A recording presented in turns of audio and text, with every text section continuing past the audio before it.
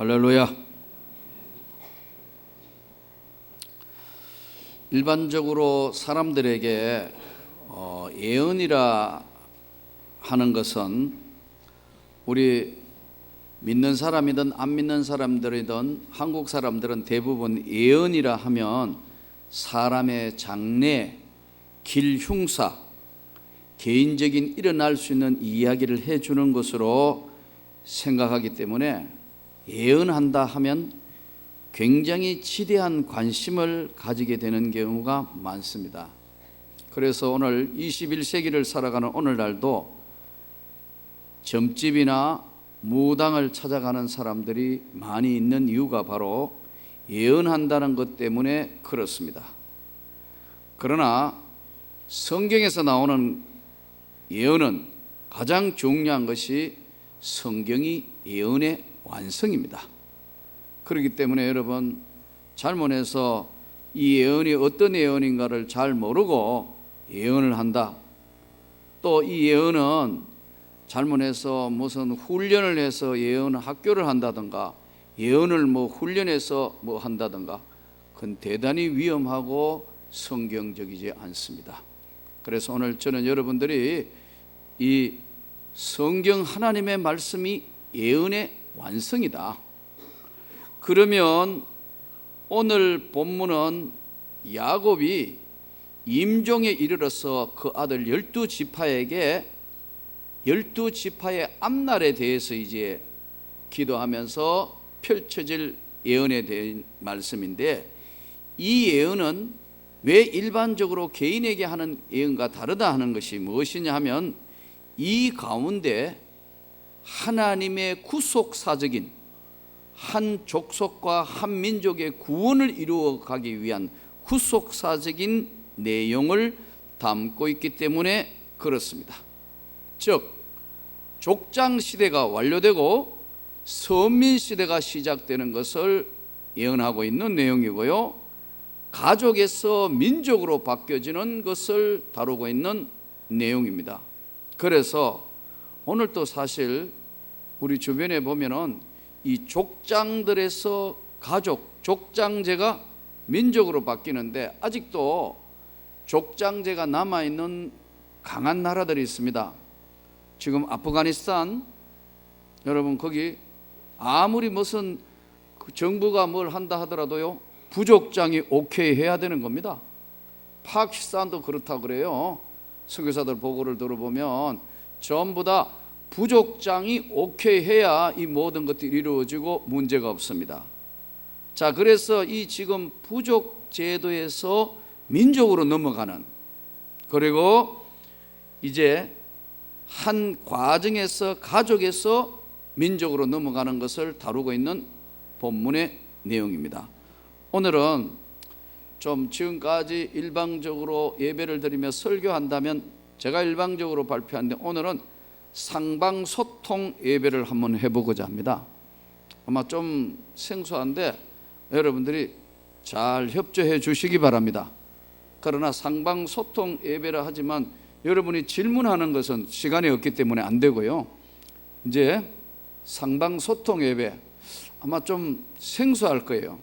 신학교에서는 이걸 다루고 있는데 우리 한국교회에서 상방소통 예배라는 것은 좀 성경 공부 시간이나 가능하지 좀 불가능하지만 조금 형태는 비슷한 형태로 오늘은 여러분들이 잘 따라주고 읽어주시고 해야 본문 해석을 해가면서 이 내용들을 다루어지게 되겠습니다. 이제 창세기 여러분 가지고 있는 성경책 49장으로 돌아가겠습니다.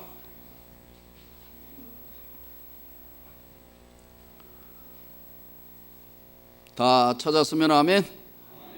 1절 2절을 우리 큰 소리로 같이 말씀을 봉독합니다.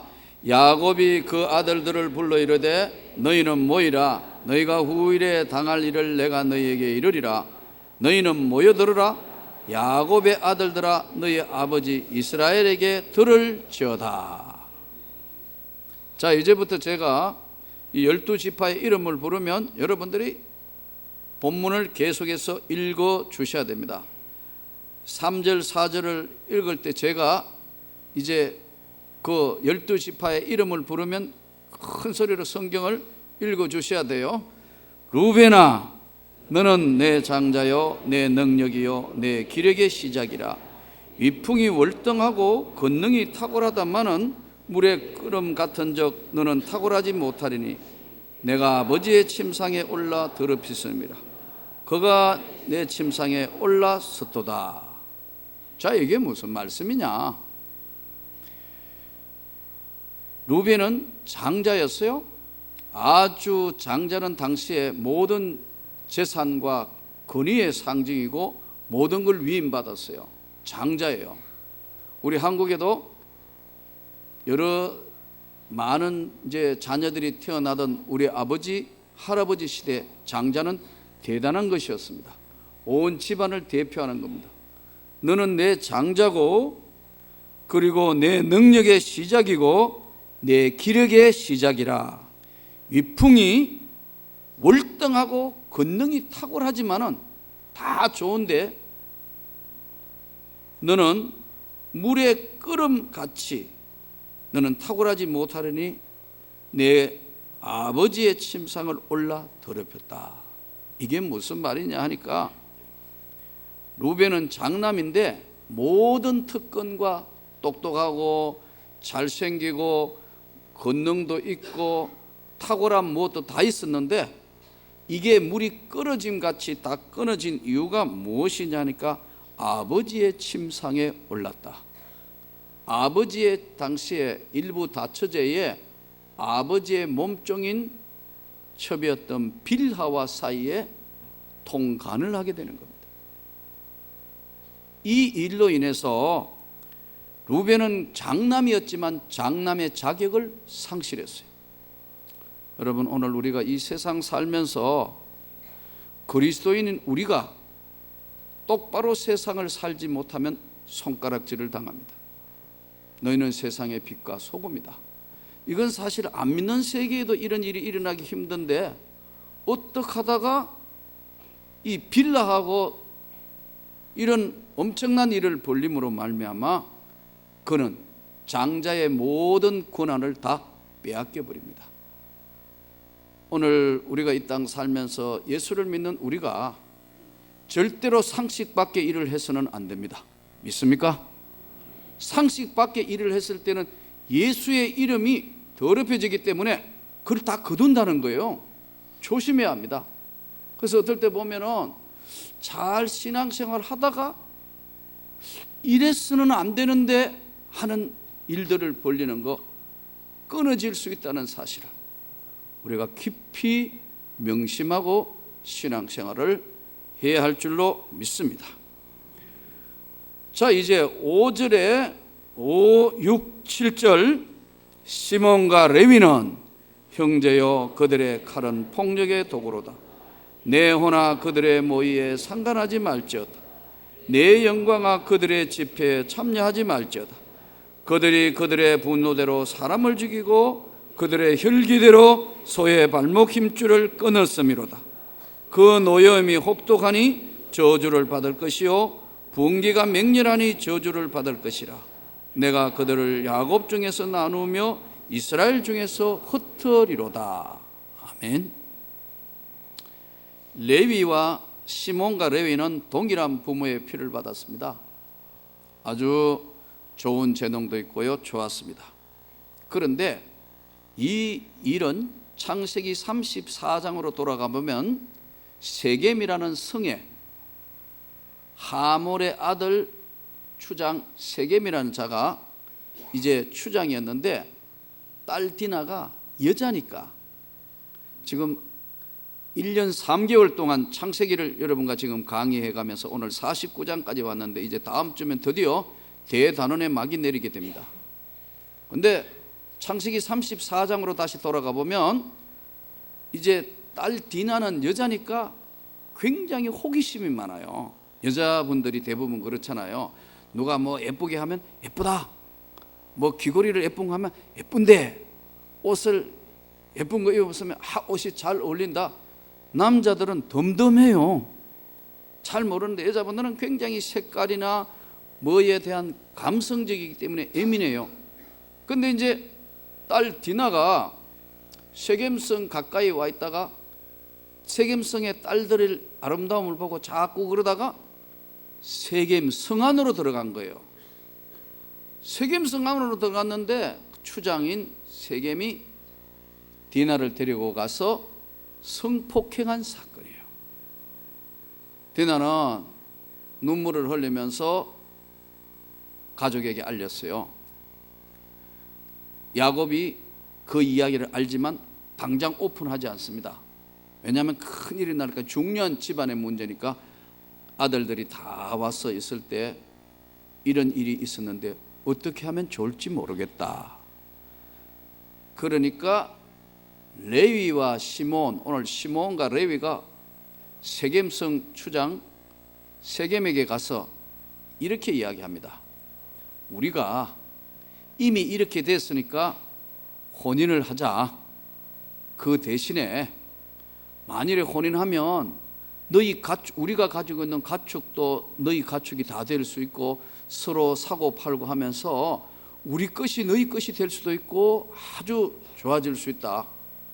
세겜이 들어보니까 딸 디나가 예쁘고 참 아내로 삼고 싶은데 그렇게 이야기하니까 너무너무 좋겠다. 그래서 세겜성 사람 전부 다를 이제 설득을 시킵니다. 이때 시몬과 레위가 뭘 조건으로 그러냐 하면, 우리는 하나님 믿는 백성이니까 너희가 진짜 우리하고 훌륭하게 같은 그런 친척을 맺고 혈족이 되려면 할례를 받아야 된다. 할례. 전에 할례가 어떤 거라 그랬죠? 남성의 표피를 잘라서 하는 거. 뭐 이렇게 구차하게 설명하니까 누가 그러더라고요. 뭐 어렵게 설명하고 있어요. 포경수술 이러면 간단한 걸 뭐 복잡하게 해 그러더라고. 그 말이 맞는 것 같아요. 자, 보세요. 포경수술을 했는데 전부 다 이제 이 세겜성 사람들은 욕심이 생겨서 전부 이제 그 자기 것 된다. 양소, 말, 낙타 주고받고 재산도 서로 나눌 수 있고 좋다. 이익으로 생각하고 그것을, 종교를 하나님 앞에, 하나님의 백성 된 건 구약에서는 난지 8일 만에 할례를 받아야 되거든요. 이것을 종교를 이용하는 거예요. 끌어들이고, 반대로 시몬과 레위는 그 하나님의 약속을 또 이용하는 거예요. 그래서 둘 다 이익이 맞아떨어져서는 할례를 받았는데 3일쯤 되니까 막 고통스러울 때, 가장 힘들고 어려울 때 시몬과 레위가 기습을 해서 그 성 안에 있는 남자를 다 죽여버렸어요. 싹 다 도륙을 해버렸어요. 그래가지고 다 죽이고 오히려 거꾸로 세겜성에 있는 모든 재산과 모든 것들을 노력하고 여자들은 전부 노예로 잡아온 거예요. 팔고. 이렇게 일이 되니까 잘 했는 것 같았는데 야곱이 이 이야기를 듣고 난 뒤에는 펄썩 뛰는 겁니다. 큰일 났다. 왜냐하면 세겜에 있는 이들에게 브리스 족속과 가나안 족속이란 친척들이 살고 있는데 전부 도륙당했다는 걸 이야기를 들으면 가만히 있겠냐? 전부 연합군들로 구성해서 몰려오면 우리는 멸족된다. 큰일 났다. 도무지 이런 일이 왜 일어나느냐 막 하니까 시몬과 레위가 이렇게 이야기합니다. 우리 동생 디나를 그렇게 하는데, 장녀처럼 대접하는데 가만히 있는 것이 맞습니까? 아버지에게 오히려 항거하고 달려드는 겁니다. 이때 시몬과 레위가 잔인성, 과격한 결정, 이것은 훗날에 큰 고통을 당하게 돼요. 절대로 여러분, 우리가 힘들고 어렵더라도 절대로 예수 이름을 함부로 팔고 함부로 나쁜 짓을 하면 큰일 나. 이걸 우리에게 주는 시사는 겁니다. 그러니까요, 종교를 이용한 나쁜 짓, 제일 하나님이 싫어하신. 그래서 시므온 지파는 민수기 26장에 보면은 제일 지파 중에 숫자가 줄어들어요. 그리고 레위 지파는 나중에 이 일로 인해서 뿔뿔이 전부 다 여호수아 21장에 보면 다 흩어버려요. 그래서 레위는 업이 없이 가족이 해체되어서 살게 됩니다. 이 일로 인해서. 그것을 지금 설명하고 있는 본문의 내용입니다. 우리가요, 아무리 힘들고 어려더라도 절대로 주님의 이름을 더럽혀서는 안 돼요. 주님의 이름을 이용해서 안 된다. 근데 어떨 때 가만히 보면 주님의 이름을 이용해 하는 사람들이 들어있어요. 그럴 때마다 저건 아닌데, 저 시므온이나 레위 되려고 그러느냐, 저거 큰일 나는데. 여러분, 절대 주님의 이름을 함부로 파는 일이 없기를 바랍니다.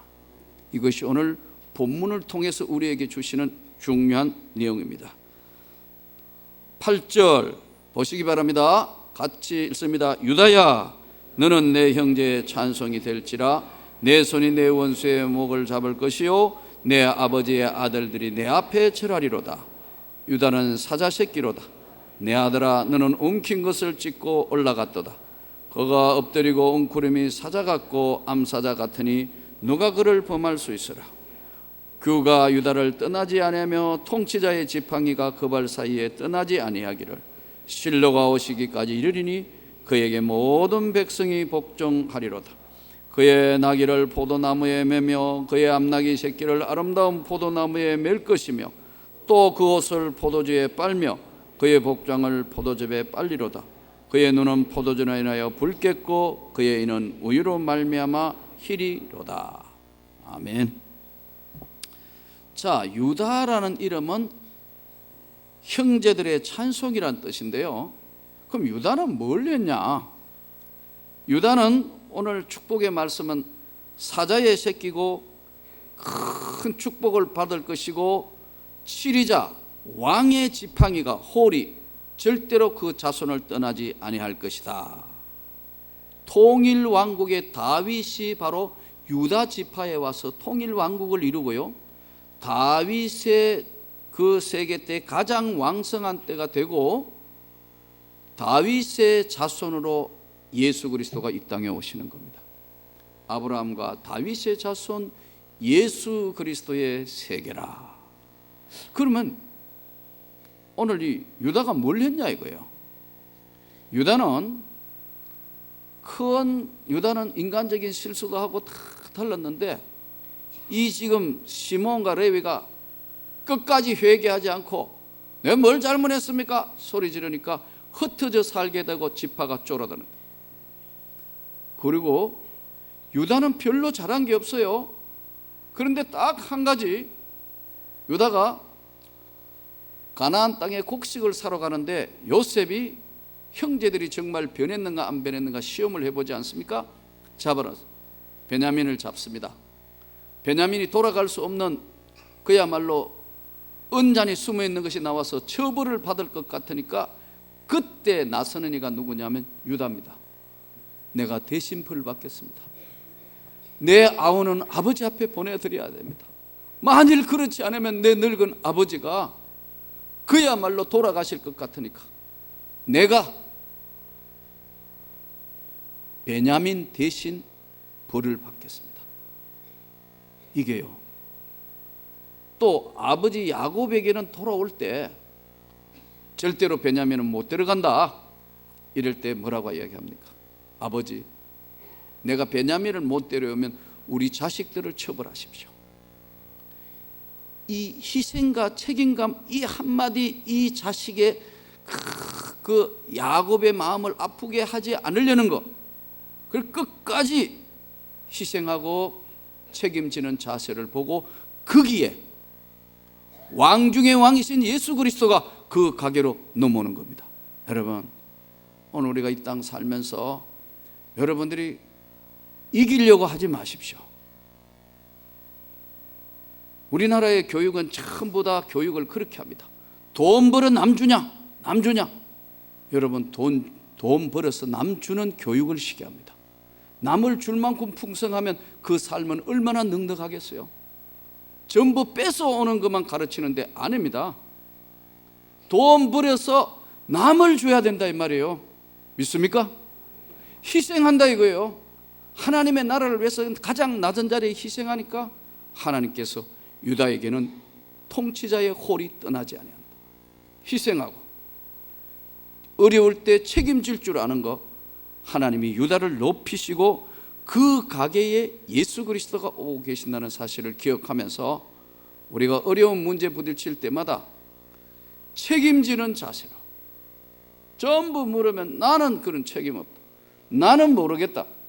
그런데 유다가 자기가 나서는 겁니다. 내가 동생을 보내주시고 나를 붙드십시오. 요셉이 그것 때문에 감격합니다.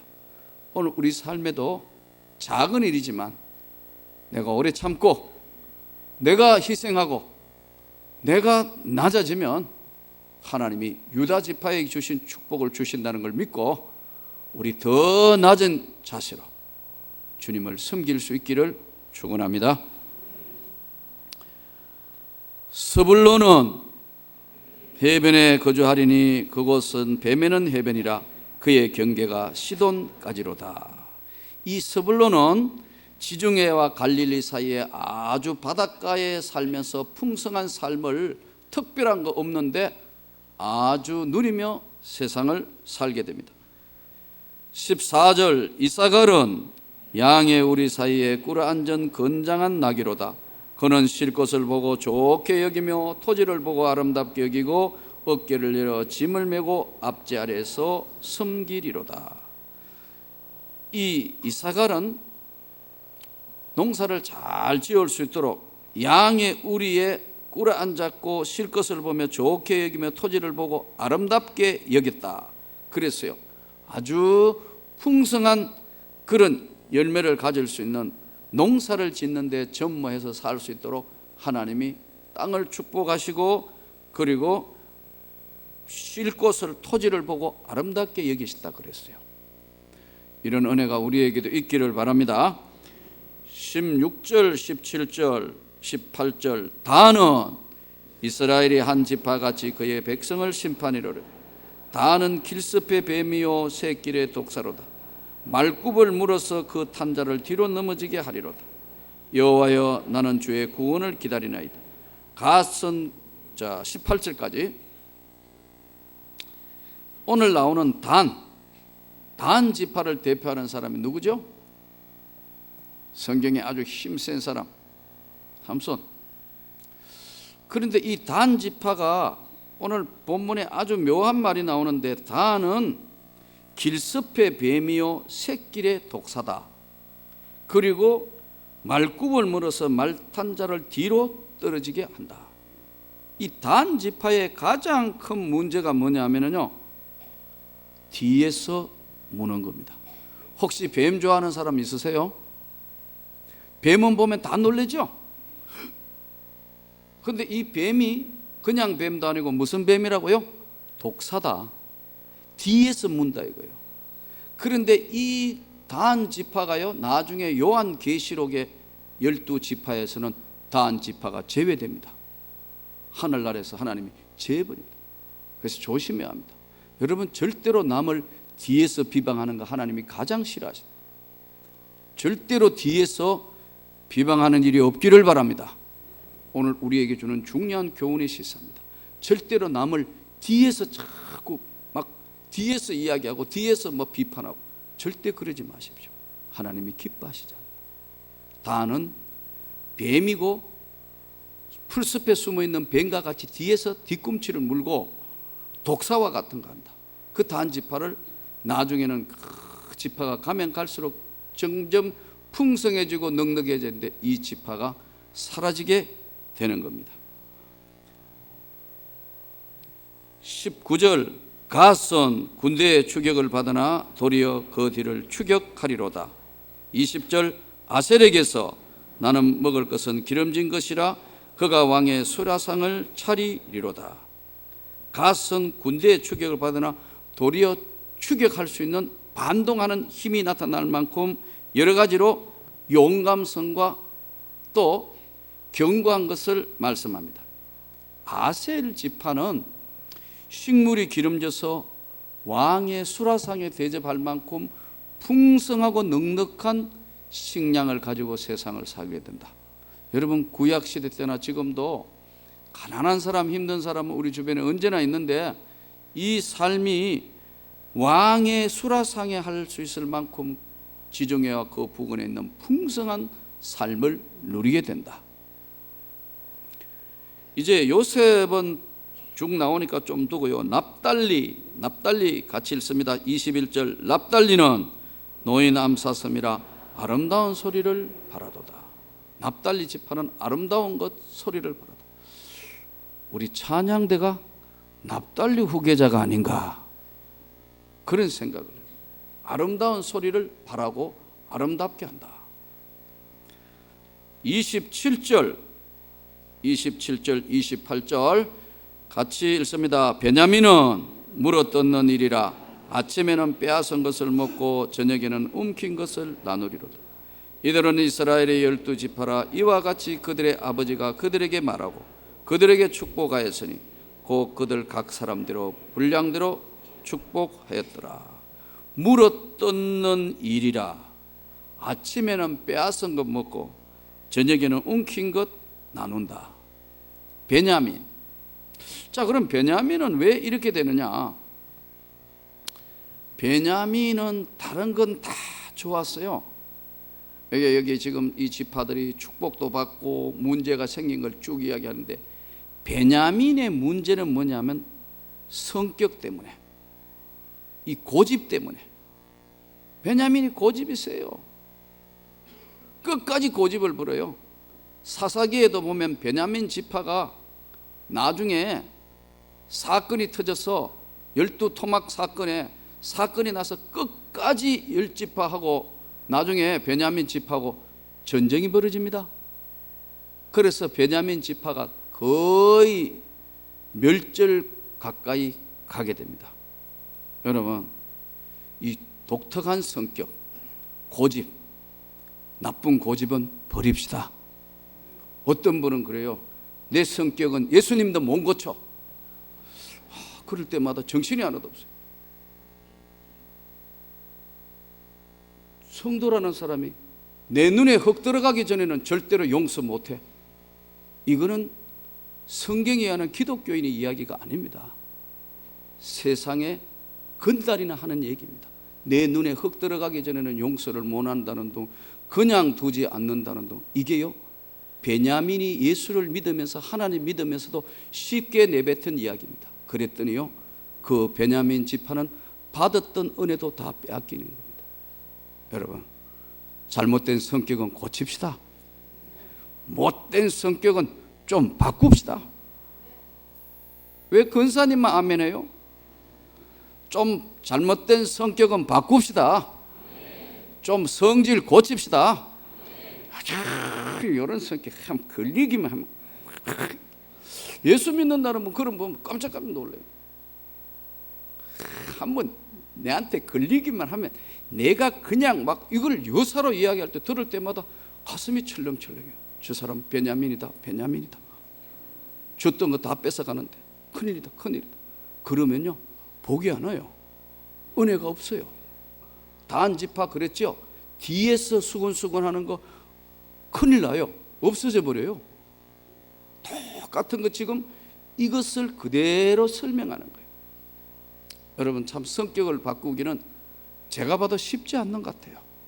성격을 바꾸는 건 쉽지 않는데, 성격을 바꾸기 위해서 제일 첫 번째 해야 되는 게 습관을 바꿔야 돼요. 말하는 거. 똑같은 말이라도 같은 기간에 가가지고 몸소리 나도록 착착 상대편의 말을 잘라서 이야기하는 분이 있어요. 좋지 않는 습관입니다. 잘 들어주시기를 바랍니다. 그저 부족해도 다 그렇습니다. 하나님의 은혜로 잘 될 겁니다. 하나님이 사랑하십니다. 이래야지 혹삭 망할 거다. 여러분, 이게 참 보면 어떻게 요즘 점포집에도 폭삭 망했습니다. 이렇게 써놓고 흙값으로 똥값으로 팝니다. 그런데 가지 마세요. 똥 되는 수가 있습니다, 여러분. 그런데 좋아가지고 뭐 싼 거 있는가 들어가가지고 절대 거기 산 거 없습니다. 그 사람들 수법이 그렇습니다. 그러므로 여러분, 언제나 과격한 말은 상대에게도 상처를 주고 본인도 상처를 입습니다. 이게 오늘 베냐민 지파에서 배울 수 있습니다. 그러면 오늘 요셉 지파에게는 많은 성경의 활약을 하면서 셈 곁에 무성한 가지다, 그리고 활 쏘는 자가 학대하지만 요셉의 힘이 더 강건하다, 또 위로 하늘의 복과 아래의 원천의 복과 젖먹이는 태의 복이 있을 것이고 이스라엘의 반석인 목자의 손을 힘입을 것이다. 요셉에게는 많은 축복을 했어요. 그 이유가 뭘까요? 왜 각기 다른 축복을 주셨을까요? 하나님이 불공평하신가요? 왜 그렇죠? 왜 이렇게 되느냐는 거예요. 성경에 보면요, 예수님께서 달란트 비유를 합니다. 5달란트, 2달란트, 1달란트. 마태복음 25장 14절에서 30절에 보면은 5달란트 줬는데 받아서 충성하게 하고 열심히 해서 또 5달란트를 남겼나이다. 착하고 충성된 종아, 내가 하나님의 나라를 유업으로 받으라. 2달란트도 이와 같이 열심히 했는데 1달란트 받은 자가, 나는 주님께서 굳으신 주인이 굳은 줄 알고 땅속에 파묻었다. 이 악하고 게으른 종아, 주님께서 이렇게 책망합니다. 왜 지금 요셉에게는 이런 엄청난 축복을 똑같은 형제인데 주셨나는 거예요. 요셉은 성경으로 다시 돌아가 보면 종으로, 노예로, 형제들의 미움을 당해서 노예로 팔렸어요. 우리가 성경 따라가 보면 보디발의 집에 종으로 팔렸는데 어려운 시기에 종인 자기를 주인 여자가 계속 유혹을 합니다. 그런데 요셉의 고백 중에 우리가 중요하게 들을 성경의 구절이 한 구절이 그렇습니다. 아무도 보는 사람이 없지만 이 큰 죄를 내가 하나님 앞에 어떻게 감당하겠습니까? 내가 이 큰 죄를 어떻게 덮지하겠습니까? 나는 도저히 하나님이 겁이 나서 그렇게 할 수가 없습니다. 그리고 도망가요. 도망가가지고 여러분 억울한 누명을 쓰고 성경에 보면 또 옥에 갇혀요. 옥에 갇혀서 긴 세월을 지냅니다. 17의 몸쪽으로 가서 긴 세월에서 그 옥에 가서 긴 시간 동안 고난과 역경과 외로움과 고통과 억울함을 당합니다. 그런데 거기에도 한마디도 불평하지 않습니다. 그러면서 하나님이 내게 주신 귀한 삶인 줄 알고 끝까지 그 애굽에서 옥살이하면서 배우는 게 애굽의 말과 애굽의 문화와 애굽의 세계에 대해서 요셉은 변함없이 하나님을 섬기며 그걸 받아들여서 배웁니다. 그게 왜냐하면 왕의 죄수들을 가두는 곳이었더라. 오늘 이야기하면 잡범을 잡아야 하는 게 아니고 최고 엘리트들 중에서 뭘 잘못하면 왕의 죄수들을 잡아놓는 것이거든요. 거기에 요셉이 이방 족속이고 노예인데도 요셉이 배우는 자세로 끝까지 겸손한 자세로 서니까 하나님이 요셉을 기억하여 축복하시는 겁니다. 여러분, 오늘 여러 가지 어려움 가운데 요셉의 인생에 하나님이 이와 같이 축복을 주는 것은 다른 것이 아닙니다. 요셉이 고통과 외로움과 고독과 그런 어려움 가운데도 철저하게 하나님을 떠나지 아니하고 믿음을 지키고 따라왔다는 거예요. 우리가 오늘 이 세상 살면서 철저하게 하나님 제일주의 중심으로 살면 어렵고 힘들고 지금 이 앞에 있는 이 많은 사람들 중에 요셉을 왜 뽑았나 하면은 끝까지 힘들고 어려워도 요셉은 그 하나님의 영광을 위해서 그 하나님 앞에만 자신을 낮추고 그 하나님 앞에 끝까지 믿음을 지킨 거예요. 오늘 많은 사람들이 주님을 모르고 주님을 알아도 함부로 주님의 말씀을 취급합니다. 요셉은 전능자의 손을 힘입음이라. 전능하신 하나님의 손에 힘을 입은 자라는 겁니다. 우리 이 전능하신 하나님의 손에 힘입는 가정이 되기를 바랍니다. 전능자의 손에 힘의 능력을 입으니까 요셉은 담 곁에 있는 열매 맺는 나무가 될 것이고, 하는 모든 일에 하늘의 복과 땅의 기름진 복과 자손의 큰 젖먹이의 태의 복을 받을 것이다. 많은 사람들이 예수를 알고 신앙생활하는데 그 예수님의 삶은 본받으려고 안 그래요. 철저하게 여러분 주님의 그 모습을 따라가면서 말씀을 지킵시다. 하나님 앞에 끝까지 헌신합시다. 그럴 때 요셉을 통하여 이루어진 그 놀라운 축복이 저와 여러분에게 반드시 이룰 줄로 믿습니다. 좀 어렵다고 말이야, 힘들고 어렵다고 그냥 주일 안 지키고 여사로 하나님 말씀 무시하고 소득의 11조는 하나님의 것이라니까 하나님 앞에 철저히 드릴 줄 알고, 또 하나님의 말씀이니까 내가 영혼 구원하는데 앞장서서 전도하는데 내가 최선을 다하겠다는 자세를 가지고 난 뒤에 요셉의 삶을 한번 보시라 이거예요. 하나님이 끝까지 책임져 주시는 겁니다. 오늘 이 말씀을 기억하면서 잘못된 성격은 고치고, 뒤에서 남을 험담하는 것도 고치고, 절대로 윤리 도덕적으로 상식적으로 안 되는 짓 하지 아니하고 끝까지 말씀을 지켜서 전능자의 능력이 저와 여러분의 삶에 우리 명문교회 위에 일어나기를 주의 이름으로 축원합니다.